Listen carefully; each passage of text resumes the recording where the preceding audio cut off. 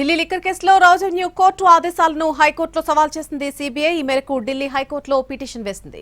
కొన్ని రకాల ఆధారాలను ట్రయల్ కోర్టు పరిగణలోకి తీసుకోలేదని పిటిషన్లో తెలిపింది సీబీఐ. ఈ ఉదయమే ఢిల్లీ లిక్కర్ కేసులో నిందితులకు రిలీఫ్ ఇచ్చింది రాజన్యూ కోర్టు.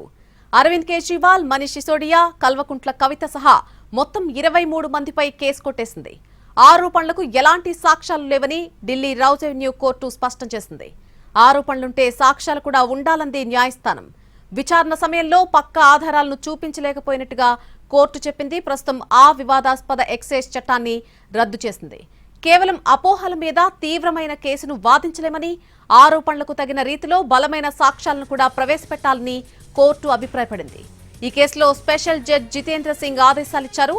కేజ్రీవాల్, సిసోడియాతో పాటు మరో 21 మందిని ఆ కేసు నుంచి డిశ్చార్జ్ చేస్తున్నట్టు చెప్పారు. సీబీఐ దాఖలు చేసిన ఛార్జ్షీట్ను స్వీకరించేందుకు కోర్టు నిరాకరించింది. ఛార్జ్షీట్లో చాలా లోపాలున్నాయని, సాక్ష్యాలు లేని అంశాలు చాలానే ఉన్నట్టు కోర్టు చెప్పింది.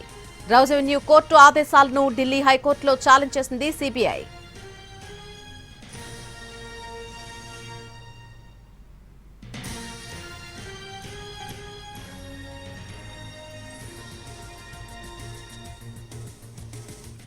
ఢిల్లీ లిక్కర్ కేసులో రెవెన్యూ కోర్టు ఆదేశాలను హైకోర్టులో సవాల్ చేసింది సీబీఐ.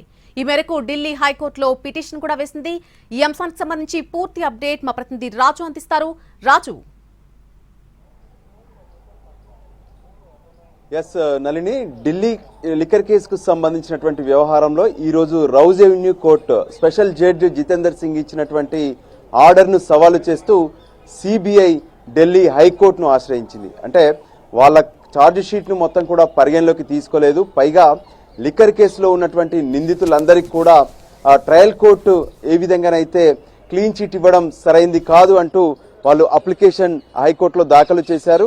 అంతేకాదు ఢిల్లీ లిక్కర్ పాలసీకి సంబంధించినటువంటి అన్ని ఆధారాలను ఏ విధంగానైతే ఛార్జ్ షీట్లో పెట్టామో, ఒక ఛార్జ్ షీట్ తో పాటు 4 సప్లిమెంటరీ ఛార్జ్ షీట్ను సిబిఐ దాఖలు చేసింది. సో ఈ విషయాలన్నింటినీ కూడా పొందుపరుస్తూ సిబిఐ హైకోర్టును ఆశ్రయించింది. వాస్తవానికి ఈరోజు ఉదయమే ట్రయల్ కోర్టు ఆర్డర్ ఇచ్చింది. ఆ వెంటనే హైకోర్టుకు సిబిఐ వెళ్ళిందంటే కొంత సిబిఐ ఈ కేసును సీరియస్ గానే తీసుకుంటుందని చెప్పుకోవచ్చు.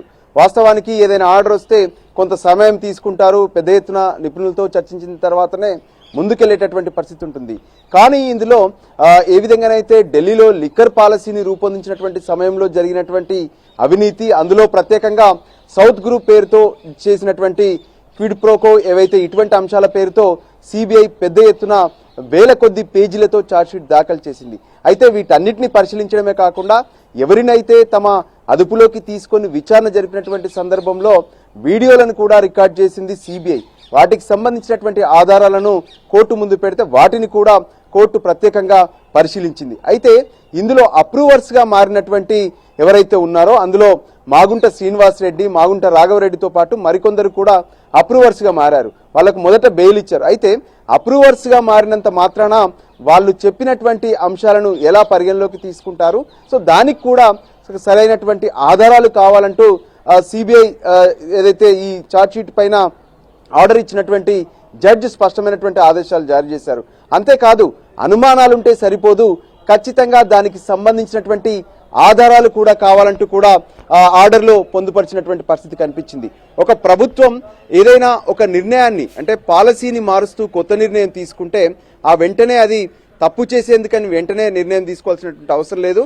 దానికి నిజంగా అందులో తప్పు జరిగిందంటే దానికి కావాల్సినటువంటి ఆధారాలు కూడా కావాలనే విషయాన్ని ఇక్కడ స్పష్టం చేశారు. సో ఫైమా అఫీసియా లేనప్పుడు ఏ విధంగా ఈ కేసు నిలబడుతుందంటూ కూడా ఆర్డర్ ఇచ్చారు.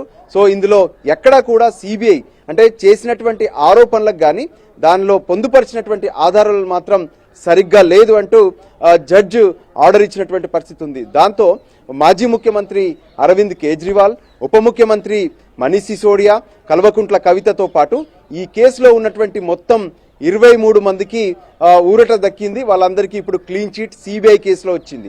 సో ఇప్పుడు అందుకే సిబిఐ హైకోర్టును ఆశ్రయించింది. హైకోర్టులో వాళ్ళ పిటిషన్లో పలు కీలక అంశాలను పొందుపరిచినట్టుగా తెలుస్తుంది.